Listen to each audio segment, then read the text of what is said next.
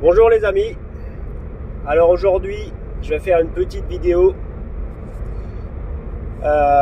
sur les supercharges parce qu'on me l'a demandé et que ça manque dans mes vidéos parce que comme cette voiture a trop d'autonomie, au final j'ai jamais encore superchargé. J'ai fait que des trajets où j'avais pas besoin de charger, même quand je suis allé voir mon ami Didier de Choucroute Garage je ne sais plus combien de kilomètres, j'ai fait l'aller-retour sans charger. C'est vraiment incroyable, au-dessus de mes espérances. Et donc aujourd'hui je vais faire une petite vidéo. Je vais aller voir mon ami Pascal qui fait du covering. Comme vous le savez, j'ai fait couvrir l'avant, enfin je sais pas mais si je vous l'ai dit ou pas, mais j'ai fait couvrir l'avant, le pare-choc, le capot et les bas de caisse parce que c'est des choses qui sont très sensibles sur les Tesla. J'ai eu plusieurs Tesla, 5 ou 6, et c'est vrai que les modèles 3 sont particulièrement sensibles parce que les bas de caisse sont en métal et pas en plastique. Donc je les ai fait couvrir par un film qui protège des éclats de cailloux. Et une fois, je l'ai fait il y a tout au début quand j'ai reçu la voiture en décembre. Et donc aujourd'hui, un mois et demi après, il faut faire quelques retouches. Il y a des endroits où ça se décolle. Donc il m'a dit de passer n'importe quand et il va me le faire. Et c'est pour ça que je suis en train d'aller chez lui. Et donc comme ça fait un moment que j'ai pas chargé, parce que j'avais pas besoin ces derniers temps de la voiture, et qu'il y avait de la neige, etc. Donc j'avais pas fait de gros déplacements. J'avais pas beaucoup de batterie, donc ça va me permettre d'aller chez mon ami à Mulhouse, de revenir et de charger sur le nouveau superchargeur V4 qu'ils viennent d'installer à Saint-Louis. Donc on va voir à quelle vitesse ça charge. Et comme je suis en train de me rendre à Mulhouse aller-retour pour aller au chargeur, c'est-à-dire à peu près 60 km, ça va me permettre d'arriver avec la batterie chaude. Et donc, qu'est-ce que je voulais vous dire? Donc, j'ai fait une vidéo hier qui s'appelle Volkswagen révolutionne l'automobile avec ChatGPT. Alors, il y a eu très peu de personnes qui l'ont visionné. Pourquoi? Parce que je pense que vous pensez que c'est une vidéo sur Volkswagen. Eh bien, pas du tout. C'est une vidéo sur Tesla. Le titre est trompeur. Et quand vous regarderez cette vidéo, vous allez vous marrer. C'est très intéressant ce qui se passe dans cette vidéo et je vous conseille d'aller la voir. Pour le superchargeur que je vais aller faire après, je vais payer évidemment puisque c'est payant sur la Model 3. Donc si jamais une personne décide d'acheter une Model 3 grâce à cette vidéo, une personne, pas 10, pas 15, pas 20, puisque vous le savez, YouTube, je cherche pas à faire des vidéos pour gagner de l'argent. C'est pas du tout mon truc. J'ai un boulot à côté, il n'y a pas de problème. C'est juste pour vous, parce que je veux encourager aussi Tesla. Parce que comme le dit mon beau-frère, je sais, j'ai déjà parlé de mon beau-frère dans la vidéo précédente. Comme le dit mon beau-frère, je suis un musketeer. Donc je fais partie de la secte d'Elon Musk. Et c'est particulièrement bien trouvé comme jeu de mots, sachant que lui est suédois, donc c'est pas le français sa langue natale, donc musketeer c'est vraiment pas mal. Enfin bon, bref, je parle un peu trop de moi et de ma vie. Si jamais ça vous embête, mettez-le en commentaire dans la vidéo.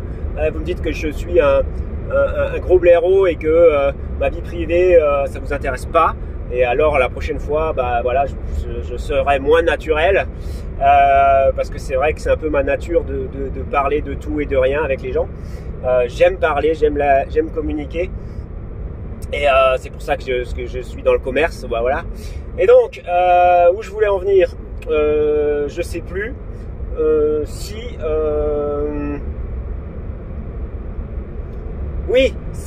une seule personne est convaincue par la Tesla Model 3 grâce à mes vidéos et qui décide d'en acheter une, je vous mettrai mon lien de parrainage dans les commentaires. Ça lui permettra d'avoir une remise sur la voiture et moi ça me permettra d'avoir des points avec lesquels je pourrai payer des supercharges, et ça remboursera évidemment la supercharge que j'aurais fait aujourd'hui pour vous faire une démonstration. Voilà, je vais couper la vidéo Et puis, si ça vous intéresse un jour que je fasse un reportage chez mon ami qui fait du covering, je peux le faire. Ou si vous voulez que je vous montre à quoi ça ressemble sur la voiture, je peux le faire aussi. À vous de me le dire en commentaire. Et donc maintenant, je coupe la vidéo et je vais refaire une vidéo quand j'arrive au superchargeur. Je vais essayer d'arriver au superchargeur avec à peu près 15% de batterie pour vraiment faire une recharge 10-80 et voir combien de temps il faut quand on fait un long trajet. Sachant qu'aujourd'hui il fait 2 degrés et que comme j'ai mis le superchargeur en destination dans la voiture est en train de se préchauffer. Donc elle chauffe les batteries pour que la vitesse de recharge soit la meilleure. Voilà, à tout à l'heure. Alors voilà, je vais arriver au superchargeur bientôt, dans 7 minutes. Ouais, avec à peu près 17% de batterie, donc un peu plus que prévu. Je vais peut-être faire un petit tour supplémentaire pour que la batterie soit à 15, parce que j'aurais bien aimé qu'elle soit à 15. En attendant, je voulais vous faire un petit topo sur les superchargeurs, parce que voilà, comme je roule en Tesla depuis 8 ans, je connais bien l'histoire des superchargeurs. Et donc, pour vous faire un résumé assez rapide, il y a les superchargeurs V1, donc les premières versions de superchargeurs qui n'existent pas en France. On a tout de suite eu les superchargeurs V2. Et sur ces superchargeurs V2, vous avez 2 câbles. Donc les câbles qui permettent de charger les modèles S et les modèles X qui ne sont pas en CCS, et les anciennes modèles S et modèles X qui ne sont pas en CCS, et le câble CCS qui permet de charger les modèles 3 et les modèles Y. À partir de la V3, vous avez plus qu'un seul câble en CCS, donc qui permet de charger les Y, les modèles 3, mais aussi les S et les X ancienne génération grâce à un adaptateur et un logiciel modifié par Tesla. Et vous avez les V4, donc les tout nouveaux qui sont en train d'installer depuis quelques mois et qui ont tout à fait une autre forme et où il n'y a plus que le CCS et avec des câbles plus longs qui permet aux autres voitures aussi que les Tesla de se charger, où la prise n'est pas forcément à l'arrière, à gauche, dans le feu, comme c'est le cas sur les Tesla. Pour les puissances, les V2 avaient à la base une puissance de 120 kW qui a été augmentée à 150 kW. Cette puissance est divisée par 2 si vous avez quelqu'un à côté de vous. C'est-à-dire que sur les superchargeurs, il y a des numéros 1, 2, 3, 4, 5, 6, 7, 8. Et sur les superchargeurs donc V2, il y a 1A, 1B, 2A, 2B, 3A, 3B. Donc si vous mettez sur le 1A et que quelqu'un se met sur le 1B, vous allez avoir une puissance qui est divisée par 2. Et donc, au lieu de charger à 150 kW, vous allez charger à 75 kW. Donc ça, c'est important quand vous voyagez de le savoir. Et ça serait bien que les gens qui n'ont pas de Tesla soient informés aussi, parce que sinon, ils se garent à côté de vous et ils divisent votre vitesse par 2. Souvent, c'est le cas des gens qui n'ont pas de Tesla ou des gens qui viennent d'avoir une Tesla qui ne le savent pas. Et c'est expliqué nulle part et c'est dommage. Après, la V3, là, vous avez 250 kW par borne. Si quelqu'un se met à côté de vous, la puissance ne chute pas. Chaque borne a 250 kW. Et les V4 ont également 250 kW avec des câbles plus longs. Mais apparemment, on pourrait avoir plus de puissance que 250 kW. Elles sont prévues pour plus de puissance. Mais pour le moment, elles sont à 250 kW. Donc c'est aujourd'hui une borne 250 kW qu'on va essayer. Et en général, la règle à peu près, la règle, c'est qu'il faut entre 20 et 30 minutes pour aller de 10 à 80% et à peu près une demi-heure pour aller de 80 à 100%. Et donc, on va voir aujourd'hui, avec une température de 2 degrés, si la voiture, le temps qu'il lui faut pour aller de... je pensais arriver à 15, mais je vois que les pourcents, ils font que monter. Maintenant, j'arrive avec 19%. Donc, ça sera un test 20-80, comme la loi de Pareto. Enfin, ouais, ça n'a rien à voir avec la vidéo et ça n'a rien à voir avec les bagnoles. Mais ça sera 20-80. Et donc, on va voir combien de temps ça met. J'y suis dans 5 minutes. Je coupe la vidéo et je la remets là-bas. Et voilà, je suis arrivé au superchargeur. On peut les voir sur la caméra de la voiture. Je suis garé. J'ai 19%. Attendez, c'est flou. 19% de batterie. Il est 11h07. Je vais me brancher, ça va prendre une minute. Et après, on va voir ce que ça donne. Voilà. Comme promis, il est 11h08. Je viens de me brancher, 19% de batterie. D'ailleurs, ça correspond à quoi? Ça correspond à 83 km. Et on voit, c'est parti. On est déjà à 80 kW, 95 kW, 103 kW. Ce qui correspond, si je restais 1 heure, à 900 km de rechargé. Bon, évidemment, la batterie sera pleine avant.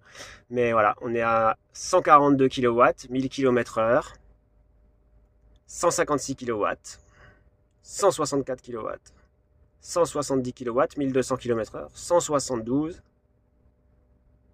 voilà, 170. Théoriquement, c'est le maximum que peut prendre la Model 3. Et donc, on va mettre ici, hop, recharge, et on va mettre 80% comme limite. Merde. Voilà, j'ai mis 80% comme limite, et donc elle estime le temps 20 minutes. Donc pour aller de 19 à 80%, il faut 20 minutes. Et donc en théorie, on va passer de 83 km d'autonomie à... Ah bah je peux pas le savoir. À 355. De 80 à 355 en 20 minutes. Donc on va voir. Quand on sera à 80%, je referai une vidéo. Et voilà, il est 11h33. Donc ça veut dire qu'on a chargé 24 minutes. Dans moins d'une minute, on va atteindre 80% parce que là, il y a marqué calcul en cours. Donc ça veut dire que il reste moins qu'une minute parce que sinon, il y aurait marqué 1 minute. Voilà, c'est fini, 80%. Donc on a mis 24 minutes à charger de 19 à 80%. On a récupéré 267 km. Et donc ça veut dire qu'on a chargé à 667 km/h de moyenne. Et donc voilà, peut-être que le chiffre aurait été meilleur que 24 minutes si on serait en été, puisque là je le rappelle, il fait 3 degrés. Mais voilà, c'est déjà voilà, 350 km. C'est déjà très rapide, sachant que maintenant vous pouvez parcourir facilement 2 heures d'autoroute. Et donc c'est ce que préconise la sécurité routière. Donc rouler 2 heures et faire un quart d'heure de pause. Donc ça, vous pouvez le faire très facilement. Et puis vous consommez moins en été aussi, hein, donc l'un dans l'autre, ça fonctionne très bien. Voilà. Alors je vais vous reprendre avec la caméra dans l'autre sens parce que j'ai encore quelque chose à vous dire que je trouve intéressant et que peut-être personne n'a pensé.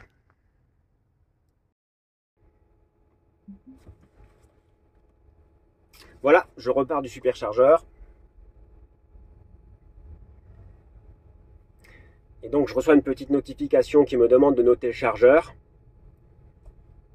Parce que après, quand vous notez les chargeurs, bah, ça permet de savoir quels chargeurs sont bien, pas bien, de regarder les commentaires des autres utilisateurs et après de décider à quel superchargeur vous allez vous arrêter. Mais surtout, ce que je voulais vous dire, c'est que l'autre jour, en discutant avec quelqu'un qui est pro voiture thermique, le pauvre, attention, hein, j'ai rien contre les voitures thermiques, je compte m'en acheter une voiture de collection. Mais pour les voitures de tous les jours et d'aujourd'hui, je suis pas du tout voiture thermique. J'y vois aucun intérêt, que des problèmes, que des inconvénients. Mais bref. Et donc, je pensais à un truc. Il m'a dit, bon, ben moi, quand je voyage, vu que nous on est dans le nord hein, de la France, je vais dans le sud de la France en une seule fois, je m'arrête pas. Donc bah déjà ça, j'y crois pas. Parce que quand je m'arrête dans des aires de repos d'autoroute, c'est rempli de voitures thermiques. Donc on va pas me faire croire qu'on s'arrête pas. Hein, donc je sais pas si quelqu'un est capable de rester 10 heures sans aller aux toilettes. Et il me disait, ouais non mais je m'arrête qu'une fois pour aller aux toilettes, manger. Alors je dis, bon bah ok, ça c'est déjà une demi-heure, hein, le temps de faire le plein d'une Tesla. Donc ça c'est pas un problème. Et après il m'a dit aussi, il n'a pas pensé à une chose, c'est que quand vous partez en voiture thermique, admettons, en général, hein, les vacances c'est du samedi au samedi, donc vous avez loué un appart voilà, dans le sud, vous partez le samedi matin. Et donc le vendredi soir, vous rentrez du travail. Et qu'est-ce que vous faites le vendredi soir? Eh bien vous devez faire le plein, puisque le lendemain vous allez aller en vacances. Et comme c'est la période scolaire, puisque vous avez des enfants, enfin tout le monde n'en a pas, mais admettons, tout le monde part plus ou moins le même jour, quoi, hein, les journées rouges et noires autoroutières françaises. Et vendredi soir, donc en rentrant du travail, vous vous arrêtez à la station, hein, la plus proche sans faire de détour puisque vous allez perdre du temps. Et donc, certainement qu'il y a d'autres personnes qui ont fait exactement la même chose que vous. Et là, moi je le vois, hein, les stations qu'on a autour de chez nous, je le vois le vendredi soir, il y a de l'attente. Il y a des files d'attente, il y a beaucoup de monde. Donc vous allez à peu près faire le plein, ça prend 5 minutes, mais si vous avez 2 personnes devant vous, ça se transforme déjà en un quart d'heure. Et donc, les personnes qui voyagent en voiture thermique ne font pas le calcul de ce temps qu'ils ont perdu le jour d'avant dans leur trajet. Puisque, en réalité, il faudrait l'ajouter. C'est du temps qu'ils ont perdu.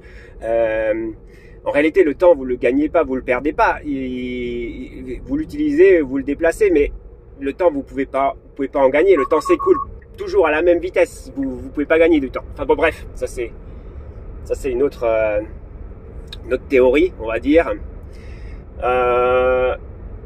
Et donc, ce temps, il ne l'ajoute pas au temps de trajet.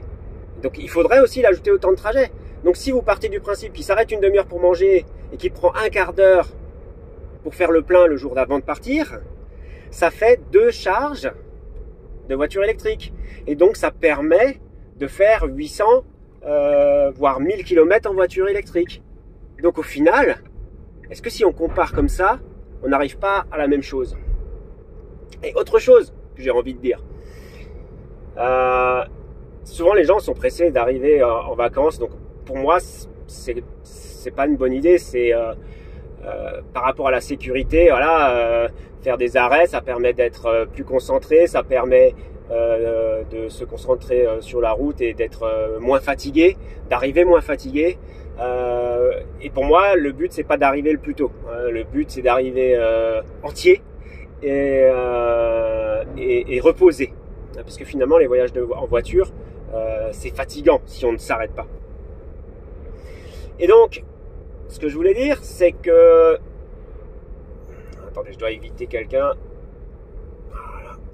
Ce que je voulais dire, c'est que finalement, cette personne-là, qui va arriver 15 minutes plus tôt que moi, qu'est-ce qu'il va faire? Il va prendre son téléphone et consulter les emails et SMS qu'il n'a pas pu lire pendant le trajet. Donc, il va faire peut-être voilà, passer un coup de fil à un ami ou un autre qu'il n'a pas pu faire pendant le trajet non plus. Ou un coup de fil du boulot. Pour quelqu'un qui a une entreprise, souvent, pendant les vacances, on est aussi obligé de travailler. Donc au final, et ben là je passe à côté d'une station-service, il y a presque tout qui est plein d'ailleurs. Et on est à midi, à 11h40. Donc au final, moi je vais arriver, les SMS je les aurais lus, les emails je les aurais lus, les coups de fil que j'avais à passer, ben, je les aurais passés, donc j'aurais tout fait. Et j'arriverai, je serai en vacances, tout de suite. Donc voilà, si on calcule tout ça, le fait que voilà, faire le trajet en une seule traite, bah, ça oblige après à rattraper les choses qu'on n'a pas pu faire pendant les pauses, et en plus de ça faire le plein le jour d'avant. Souvent ça va être quand il y a du monde. Est-ce qu'on gagne vraiment du temps en thermique?